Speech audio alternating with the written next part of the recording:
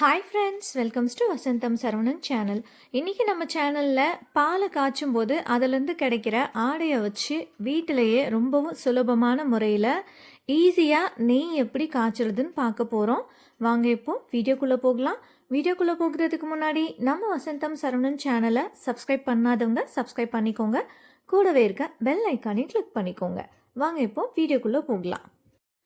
நார்மலாக நம்ம பாலாடையை எடுத்து மிக்ஸி ஜாரில் சேர்த்து அதிலேருந்து அடித்து வெண்ணெய் எடுத்து நெய் காய்ச்சுவோம். ஆனால் இந்த மெத்தட் எல்லாருக்குமே ஒர்க் அவுட் ஆகுதான்னு சொல்ல முடியாது. மேக்ஸிமம் ஆஃப் த டைம் எனக்கு இந்த மெத்தட் ஒர்க் அவுட் ஆனதே கிடையாது.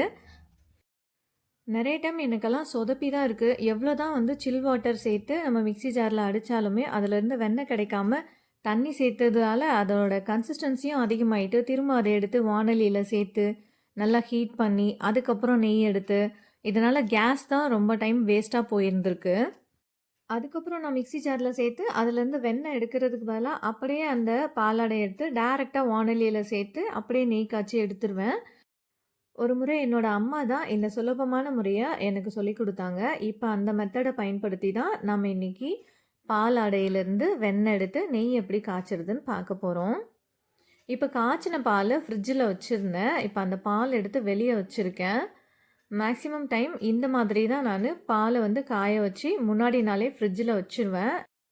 நெக்ஸ்ட் டே நம்ம இந்த பாலை எடுத்து பார்த்தோம்னா இந்த பாலாடை நல்லா திக்காக அந்த பால் மேலே படிஞ்சிருக்கும். அப்படியே நம்ம ஒரு வடிகட்டியை வச்சு வடிகட்டி எடுத்துக்கலாம். இல்லை இந்த மாதிரி ஒரு ஸ்பூன் வச்சு எடுத்தோம்னா அழகாக நல்லா தயிர் மாதிரி கிடைக்கிது பாருங்கள். நல்ல திக்கான ஒரு லேயர் கிடைக்கும். இந்த மாதிரி பண்ணும்போது நிறைய பாலாடையை நம்ம பால்லேருந்து எடுத்துக்கலாம். நம்ம நார்மலாக பாலை காய வச்சு அப்படியே ஆற விட்டோம்னா அதிலேருந்து ஒரு மெல்லிசான ஒரு பாலாடை மட்டும்தான் நமக்கு கிடைக்கும். ஆனால் இது போல் பாலை நல்லா காய வச்சு ஃப்ரிட்ஜில் வச்சு எடுத்தோம்னா அதுலேருந்து நமக்கு நல்ல ஒரு திக்கான லேயரான பால் ஆடை கிடைக்கும் நமக்கு. இப்போ ஃப்ரீசரில் ஆல்ரெடி ஸ்டோர் பண்ணி வச்சுருந்த பாலாடையை எடுத்து வெளியே வச்சுருக்கேன். நம்ம ஃப்ரீசரில் ஸ்டோர் பண்ணி வச்சுருக்க பாலாடையை ஒரு 1 hour இல்லை 2 hours முன்னாடியே ஃப்ரீசர்லேருந்து எடுத்து வெளியே வச்சிடணும். வச்சுட்டு அதோட அந்த சில்னஸ்லாம், அதாவது ரொம்ப ஹார்டாக இருக்கும் இல்லையா, அதெல்லாம் போன பிறகு நம்ம இந்த மாதிரி ஒரு பாத்திரத்துக்கு மாற்றி வச்சுக்கணும். அதுக்கப்புறம் தான் நம்ம இதை யூஸ் பண்ண ஆரம்பிக்கணும். இப்போ இந்த பாலாடை எல்லாத்தையும் ஒரு பாத்திரத்துக்கு மாற்றி வச்சுக்கிறேன். இப்போ இந்த பாத்திரத்தில் சேர்த்துட்டு இதில் கொஞ்சம் போல் தயிர் சேர்த்துக்கிறேன். நம்ம தயிர் சேர்த்து புளிக்க வச்சு அதுக்கப்புறமா இதிலேருந்து வெண்ணெய் எடுத்து யூஸ் பண்ணணும். இதுதான் ப்ராப்பரான மெத்தடு. இந்த மாதிரி நெய் செய்யும்போது அது ரொம்பவே சூப்பராக இருக்கும்.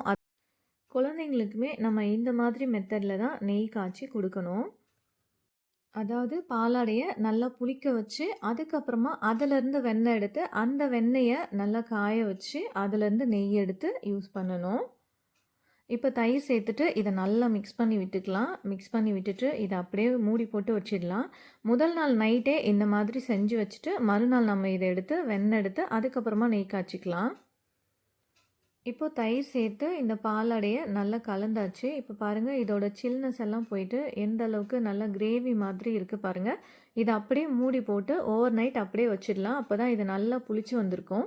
அப்படி இல்லைனா மார்னிங் எடுத்து நம்ம தயிர் சேர்த்து வச்சுட்டு ஈவினிங் கூட நம்ம இதிலேருந்து வெண்ணெய் எடுத்து நெய் காய்ச்சிக்கலாம்.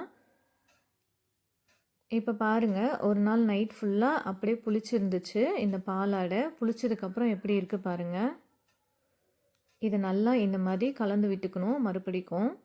இப்போ அடுத்ததாக கிரைண்டர் நல்லா வாஷ் பண்ணி வச்சுருக்கேன். இப்போ அந்த கிரைண்டரில் நம்ம கொஞ்சம் கொஞ்சமாக இந்த பால் ஆடையை நம்ம சேர்த்துக்கலாம். இந்த மெத்தடில் நம்ம வெண்ணெய் எடுக்கும்போது ரொம்பவே ஈஸியாக நமக்கு வெண்ணெய் கிடச்சிரும். யார் வேணாலும் இதை செய்யலாம். நம்ம எப்படி செஞ்சாலும் கேரண்டியாக இதிலேருந்து வெண்ணெய் கிடைக்கும்.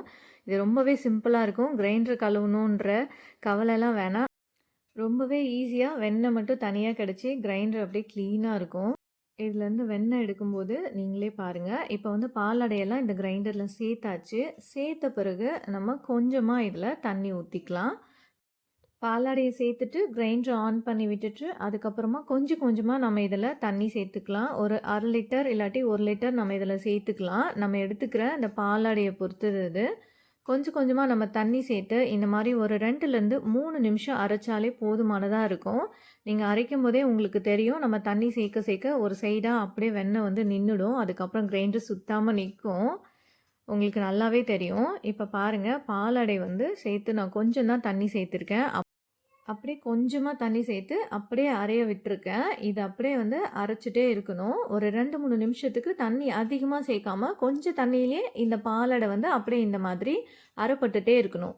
அதுக்கப்புறமா ஒரு 3 நிமிஷத்துக்கு அப்புறமா நம்ம இதில வந்து தண்ணிய வந்து சேர்த்துக்கலாம்.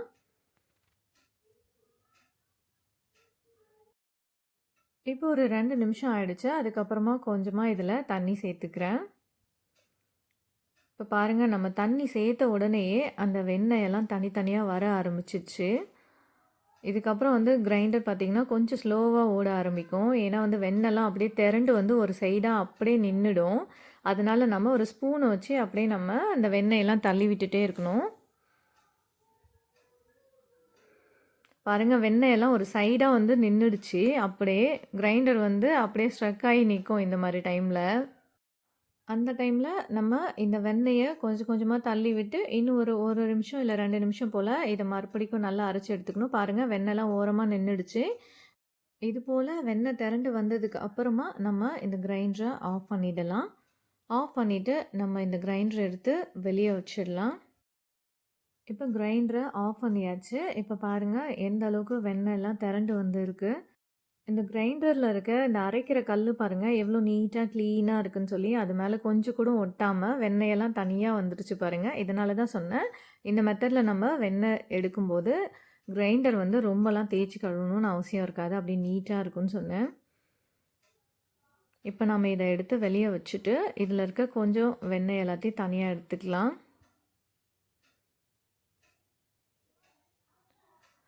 இப்ப அடுத்ததா நம்ம இந்த கிரைண்டர்ல கொஞ்சம் போல தண்ணி சேர்த்துக்கணும். இப்ப தண்ணி சேர்த்து கையால கலந்து விடும்போது அப்படியே வெண்ணெய் மட்டும் தனியா வந்துரும். நம்ம இதில இவ்வளோ தான் தண்ணி சேர்க்கணும் அந்த மாரிலாம் எந்த ஒரு அவசியமும் இல்ல. எவ்வளோ வேணாலும் நம்ம தண்ணி சேர்த்துக்கலாம். வெண்ணெய் மட்டும் தனியா நமக்கு வந்து கிடைக்கும். தண்ணி சேர்த்துட்டு இந்த மாதிரி ஸ்பூனால இல்லாட்டி கையால வந்து கலந்து விட்டோம்னா, அழகா வெண்ணெய் மட்டும் மிதந்து வரும். அந்த வெண்ணெய மட்டும் நம்ம கையால தனியா எடுத்துக்கலாம். பாருங்க, இந்த மாதிரி மேலே மிதந்துட்டுருக்க இந்த வெண்ணெய மட்டும் அப்படியே நம்ம கொஞ்சம் கொஞ்சமா எடுத்து இன்னொரு பாத்திரத்துக்கு மாத்தி வச்சுக்கலாம்.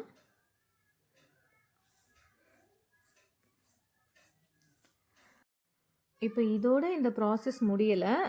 இதுக்கப்புறம் இந்த மாரி ஒரு பாத்திரத்தில இந்த வெண்ணெயெல்லாம் எடுத்து சேர்த்து வச்சுட்டு, இப்போ மீதம் இருக்கு இல்லையா? இந்த தண்ணிய வந்து நம்ம கீழ ஊத்திடலாம். ஊத்திட்டு அதுக்கப்புறம் மறுபடியும் இந்த கிரைண்டர்லேயே நம்ம எடுத்து வச்சிருக்கிற வெண்ணெய சேர்த்து, மறுபடிக்கும் நம்ம ஒரு 2லேருந்து 3 டைம் தண்ணி ஊத்தி, நல்லா அலசி எடுத்துக்கணும். அப்பதான் அதில அந்த பாலோட அந்த பச்சை வாசனைலாம் போயிட்டு, நெய் காய்ச்சும்போது நல்லா மணமா இருக்கும். அதுக்காக. நல்லா இந்த மாரி ஒரு 2, 3 டைம் அலசி எடுத்துக்கிட்டோம்னா, அதில எக்ஸஸா இருக்கிற எல்லாமே வந்து ரிமூவ் ஆயிடும். நல்லா பியூரான வெண்ணெய் மட்டும் நமக்கு கிடைக்கும். இப்ப இந்த மீதி இருக்க தண்ணி எல்லாத்தையும் நம்ம கீழ ஊத்திடலாம். வெண்ணெய மட்டும் எடுத்துட்டு. இப்ப மறுபடியும் அந்த கிரைண்டர்லேயே நம்ம தண்ணி ஊத்திட்டு, கொஞ்சம் போல தண்ணி ஊத்திட்டு, அதில நம்ம எடுத்து வச்சிருக்கிற வெண்ணெய சேர்த்து நல்லா அலசி எடுத்துக்கணும். திரும்பவும் வெண்ணெய சேர்த்துட்டேன் அந்த தண்ணியில். இப்போ பாருங்கள், அலசி எடுத்துக்கலாம். நம்ம இந்த மாதிரி அலசும் போதும் மறுபடிக்கும் அந்த வெண்ணெய் மட்டும் நல்லா கிடச்சி வரும். நல்லா திரண்டு கிடைக்கும் நமக்கு. இதே மாதிரி ஒரு 2, 3 டைம் நம்ம நல்லா தண்ணி ஊற்றி நல்லா அலசி எடுத்துக்கணும். ரொம்பவே ஈஸியாக தான் இருக்கும் இதுக்கப்புறம் நம்ம இந்த வெண்ணெயெல்லாம் எடுத்து ஸ்டோர் பண்ணுறது. இப்போ அடுத்ததா ஸ்டவ் ஆன் பண்ணிவிட்டு ஒரு வாணலியை ஹீட் பண்ணி வச்சுருக்கேன். இப்போ நம்ம எடுத்து வச்சுருக்கிற வெண்ணெயை இதில் அப்படியே டைரெக்டாக சேர்த்துக்கலாம். நம்ம இப்போ இந்த வெண்ணெயை எடுத்த உடனே தான் நெய் காய்ச்சணும் அந்த மாதிரிலாம் எதுவும் அவசியம் கிடையாது. இதை நம்ம ஃப்ரிட்ஜில் ஸ்டோர் பண்ணி வச்சுட்டு நமக்கு டைம் கிடைக்கிற நேரத்தில் கூட எடுத்து நம்ம நெய் காய்ச்சி எடுத்துக்கலாம். வாணலியில் இந்த மாதிரி வெண்ணெய் சேர்த்த பிறகு அது நல்லாவே பொங்க ஆரம்பிக்கும். அதனால் எப்போவுமே வெண்ணெய் சேர்த்து நெய் எடுக்கும்போது நல்ல ஒரு அகலமான வாணலியை பயன்படுத்திக்கோங்க. அப்போ தான் பொங்கி கீழே ஊற்றாமல் நல்லா வாணலிக்குள்ளவே நல்லா பொங்கி வரும். ஸ்டவ்வை ஃபஸ்ட்டு மீடியம் ஃப்ளேமில் வச்சுட்டு அதுக்கப்புறமா ஸ்லோ ஃப்ளேமில் வச்சுருங்க. ஸ்லோ ஃப்ளேமில் வச்சு விட்டுட்டோம்னா அது பாட்டுக்கு நல்லா கொதித்து அழகாக நெய் வந்து கொஞ்ச நேரத்தில் தனியாக வர ஆரம்பிச்சிரும். நம்மளும் ரொம்ப நேரம் கிட்டவே இருந்து இதை கிண்டிகிட்டே இருக்கணும்னு அவசியம் கிடையாது. சும்மா அப்பப்போ நம்ம ஒரு கரண்டியை வச்சு கலந்து விட்டாலே, அடி பிடிக்காமல் கலந்து விட்டாலே போதுமானதாக இருக்கும். இப்ப பாருங்க, எந்த அளவுக்கு பொங்கி வருதுன்னு சொல்லி நல்லாவே பொங்க ஆரம்பிக்கும் இந்த வெண்ணெய். அதனால தான் சொன்னேன், நல்ல ஒரு அகலமான வாணலிய எடுத்துக்கணும் அப்படின்னு சொல்லிட்டு. இப்போ பொங்கி வரும்போது இத நல்லா மறுபடிக்கும் கலந்து விட்டுட்டு, அப்படியே ஸ்லோ ஃப்ளேம்ல வச்சிடலாம். ஒரு 10, 15 நிமிஷத்துக்கு அப்புறமா பாருங்க, நம்ம சேர்த்துக்கிட்ட வெண்ணெயிலேருந்து அழகா நெய் தனியா வர ஆரம்பிச்சிடுச்சு. இப்போ அப்பப்ப நம்ம கொஞ்சம் போல இந்த மாரி ஸ்பூன் வச்சு இத நல்லா கலந்து விட்டுக்கணும், அடி பிடிக்காம. இப்போ பாருங்க, ஆல்மோஸ்ட் நெய் நல்லாவே பிரிஞ்சு வந்துடுச்சு. நல்லா எண்ணெய் மாதிரி ஒரு எல்லோ கலர்ல இருக்கும். அந்த ஸ்டேஜ் வரும்போது கரெக்டான கன்சிஸ்டன்சிக்கு நெய் வந்துடுச்சுன்னு அர்த்தம். இப்போ இத சுத்தி இந்த ஓரங்கள்லாம் லேசான அந்த கப்பி மாதிரி இருக்கு இல்லையா? அது கொஞ்சம் வரதான் செய்யும். எப்படி இருந்தாலும், அத நம்ம அழகா வடிகட்டி எடுத்துக்கலாம். இப்போ பாருங்க, இந்த அளவுக்கு நெய் நல்லா கொதிச்சு வரணும். நம்ம சேர்த்த அந்த வெண்ணெயோட ஒயிட் கலர் எல்லாம் மாறி, நம்ம நார்மலா வீட்ல யூஸ் பண்ற அந்த ஆயிலோட கலருக்கு இருக்கு பாருங்க. நல்லா அதில இருக்க அந்த கப்பியெல்லாம் ப்ரவுன் கலர் லைட்டா ப்ரவுன் கலர் மாற ஆரம்பிக்கும். இந்த ஸ்டேஜ்ல நம்ம ஸ்டவ்வ ஆஃப் பண்ணிட்டு, இத எடுத்து அப்படியே வடிகட்டி வச்சுக்கலாம். இதுக்கு மேல நம்ம விட்டோம்னா, இந்த கப்பிகள்லாம் அப்படியே தீய ஆரம்பிக்கும். அதோட வாசனை இந்த நெய்யில வந்து சேர்ந்துக்கும். அதனால வந்து ஓரளவுக்கு கொஞ்சம் ப்ரவுன் ஆகுற நேரத்தில, கொஞ்சம் அந்த ப்ரவுனா இருக்கிற அந்த கப்பிகள்லாம் கிறிஸ்பியா ஆகுற மாதிரி இருக்கும். அந்த டைம்ல நம்ம ஸ்டவ்வ ஆஃப் பண்ணிடலாம். ஒரு சிலர் இதில முருங்கைக்கீரை கூட போட்டு அப்படியே பொரிய விட்டு அப்படியே ஸ்டாப் பண்ணுவாங்க. அதுவுமே நல்லது தான். இப்போ ஸ்டவ் ஆஃப் பண்ணிடலாம். இப்போ ஒரு வடிகட்டிய வச்சு நம்ம இந்த நெய்ய நல்லா வடிச்சு எடுத்துக்கணும். அதுக்கப்புறமா தான் நம்ம டப்பால ஸ்டோர் பண்ணி வைக்கணும். பாருங்க எவ்வளோ சூப்பரான நல்ல ஒரு எல்லோ கலர்ல இந்த நெய் வந்து நல்லா கிடச்சிருக்கு. இப்போ இந்த நெய்ய வடிகட்டிட்டு நல்லா ஆற விட்டுடணும். ஆறுனதுக்கு அப்புறமா நம்ம ஒரு டப்பாக்குள்ள போட்டு இத ஸ்டோர் பண்ணி வச்சுக்கலாம். பாருங்க இதிலேருந்து ரொம்ப அதிகமாலாம் ஒன்றும் கப்பிகள் வந்து கிடைக்கல. பாருங்க அந்த வாணலியில கூட கொஞ்சம் லேசா தான் ஒட்டியிருக்கு. இத வாஷ் பண்ணி எடுக்கிறதுமே ரொம்ப ஈஸியா தான் இருக்கும். பாருங்க இந்த பாலாடைய நான் ஒரு 1 மந்த்தா வந்து ஸ்டோர் பண்ணி வச்சிருக்கேன். இப்ப அதிலேருந்து நல்லா சூப்பரா நெய் கிடைச்சிருக்கு. சுத்தமான நெய் வேணும்னா, நம்ம கண்டிப்பா வீட்லயே காய்ச்சிக்கிட்டா தான் அது நமக்கு கிடைக்கும். வீட்லயே ஒரு டைம் நீங்க நெய் காய்ச்சி பாருங்க. கண்டிப்பா அது வெளியில கிடைக்கிற நெய்க்கும், நம்ம வீட்ல செய்ற நெய்க்கும் ரொம்பவே வேரியேஷன்ஸ் இருக்கும். இதோட வாசனை நல்லா வீடு முழுக்க அப்படியே மணக்க ஆரம்பிக்கும். நம்ம இந்த நெய்ய டப்பாக்குள்ள ஸ்டோர் பண்ணி, அத ஃபுல்லா யூஸ் பண்ணி முடிக்கிற வரைக்குமே இதோட அந்த மனம் பார்த்தீங்கன்னா, வாசனை அதில அப்படியே இருந்துட்டே இருக்கும்.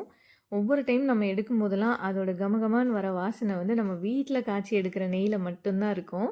நம்ம குழந்தைங்களுக்கு ஒரு பியூரான கீ, நெய் வந்து நம்ம குடுக்கணும் சாப்பாட்டுல அப்படின்னா, நம்ம வீட்லயே இந்த மாரி ஈஸியான மெத்தட்ல செஞ்சு அவங்களுக்கு குடுக்கலாம். குழந்தைங்களுக்கும் நம்ம ஒரு ஹெல்த்தியான நெய்ய வீட்லயே நம்ம கையால காய்ச்சி அவங்களுக்கு குடுத்த அந்த ஒரு ஹாப்பினஸ் நமக்கு கண்டிப்பா கிடைக்கும். பாருங்க, இந்த நெய் வந்து ஆறுனதுக்கப்புறம் எப்படி இருக்கு பாருங்க. இப்போ பனிக்காலம் தான். இந்த பனிக்காலத்தில கூட இந்த நெய் பாருங்க, ரொம்ப ஹார்ட் ஆகாம எந்த அளவுக்கு அப்படியே மணல் மணலா இருக்கு பாருங்க. நல்ல ஒரு சூப்பரான கேசரி ஃபீல் கிடைச்சது எனக்கு இத பார்க்கும்போது. நம்ம கோயில்லலாம் கிடைக்கும் இல்லையா? நல்லா அந்த மாதிரி ஒரு கேசரி மாதிரி இருந்துச்சு. இத நம்ம அப்படியே ஒரு டப்பாக்குள்ள ஸ்டோர் பண்ணி வச்சுக்கிட்டோம்னா, 1 வருஷம் ஆனாலும் அப்படியே கெட்டு போகாம சூப்பரா இருக்கும். ஓகே ஃப்ரெண்ட்ஸ், நீங்களும் இந்த மெத்தடை ஃபாலோ பண்ணி ரொம்பவே சுலபமான முறையில் பாலாடையிலேருந்து வெண்ணெய் எடுத்து அதுலேருந்து நெய் காய்ச்சி பாருங்கள். கண்டிப்பாக இந்த வீடியோ உங்களுக்கு ரொம்பவே யூஸ்ஃபுல்லாக இருக்கும். இந்த வீடியோ உங்களுக்கு ரொம்ப பிடிச்சிருந்தா உங்களோட ஃபேமிலி அண்ட் ஃப்ரெண்ட்ஸ்க்கு ஷேர் பண்ணுங்கள், லைக் பண்ணுங்கள், கமெண்ட் பண்ணுங்கள். தேங்க்ஸ் ஃபார் வாட்சிங்.